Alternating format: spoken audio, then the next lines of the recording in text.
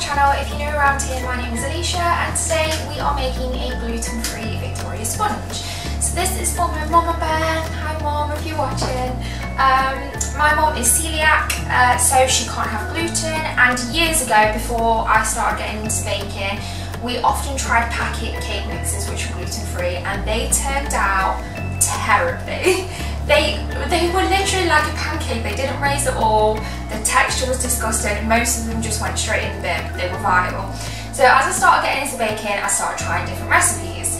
So this recipe is completely gluten-free, and it's pretty much the same as how I make my normal Victoria sponge, but obviously with gluten-free ingredients. So you need to have gluten-free self-raising flour, and you also need to have gluten-free baking powder. Now I add a bit of baking powder in with this, even though I'm doing the creaming method rather than the all-in-one method, just because it gives it a bit more lift and it makes it a bit more light and fluffy to create the texture of a normal cake. And then there is a secret ingredient which is called xanthan gum. Now xanthan gum is an agent which creates the gluten-like texture in a cake. And honestly, believe me when I say this, you cannot tell the difference between this cake and a normal cake. The texture is really light and fluffy, and it tastes pretty much exactly the same. There's a very tiny difference in taste, and I think that's probably from the xanthan gum and the different flour, but you can barely tell. I've often given this to different members of the family and they genuinely cannot tell that it's gluten-free. So my mum loves it. So let's get baking. As I said, it's very similar to my other cakes. So first of all, we're going to cream together the butter and sugar. And we're going to mix this on a medium to high speed for about 5 minutes.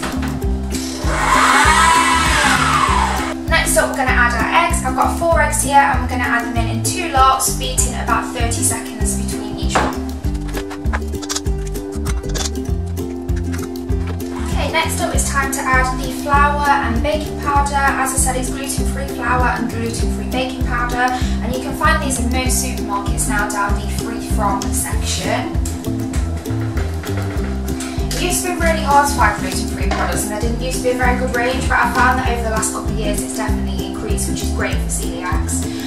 So I'm going to mix this. I'm just going to fold it in gently for about a minute. So now it's time for the xanthan gum. It will tell you on the back how much you need to use, but it's usually a 1/4 teaspoon per 200 grams of flour. And for this recipe I've got 270 grams of flour, and I got that number by weighing 4 large eggs, which was 270 grams. So I'm going to add in just over a 1/4 teaspoon. So that's a 1/4, and I'm just going to add a tiny bit more. Just like that. I'm going to mix that in with the flour. Now it's time to add the milk. Now I find with gluten-free batters that they don't need as much milk. So usually I'd use a tablespoon per 1 egg, so we use 4 tablespoons. In this I've only used about 2 to 3, and I've also added some vanilla extract in there as well. I'm going to mix that for about 30 seconds until it's all come together. Okay, so I'm going to make sure I've got everything off the paddle and off the sides and bottom of the bowl, and then we'll pop them in the tins. I've got 2 8-inch tins here, and I've grease lined and floured them, but make sure you use gluten-free flour and not plain flour for this, because obviously there's no point making a gluten-free sponge if you're then going to line your tins with non-gluten-free flour.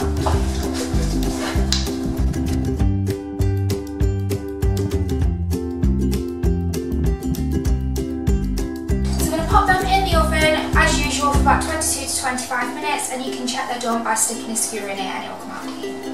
The cakes are out of the oven now, so I'm going to leave them to cool for about 10 minutes in the tins and then turn them out onto a baking rack, and then we will get decorating.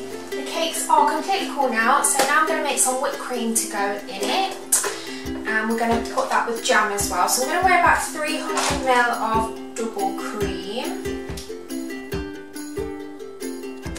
And then we're going to whisk this up with an electric mixer. You can try it by hand, but you will be there for a long time, so I'd recommend an electric mixer if you can get hold of one.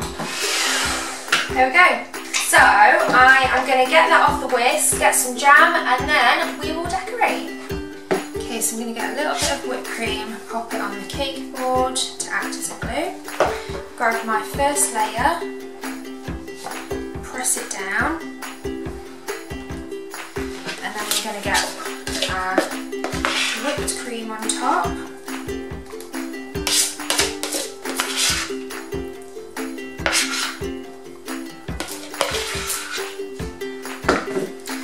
And work that into the cake. Now if you don't like your whipped cream this thick, you can just stop mixing earlier. I like it sort of the same consistency as buttercream.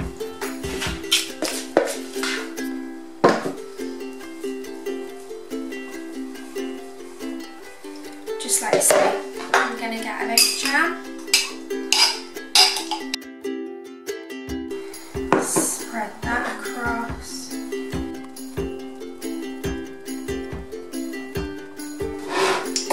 Then get our top layer.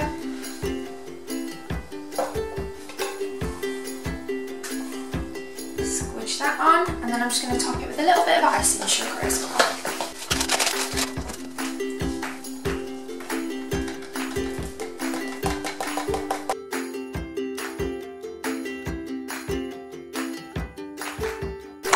And that is the gluten-free Victoria sponge complete.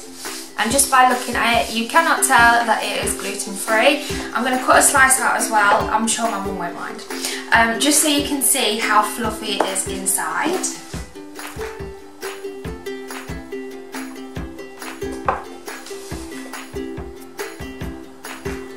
It is pretty much exactly the same. It's really fluffy and it tastes delicious. So I really hope you've enjoyed that video. If you have, don't forget to like and subscribe, and I'll see you next time. Thanks for watching. Bye.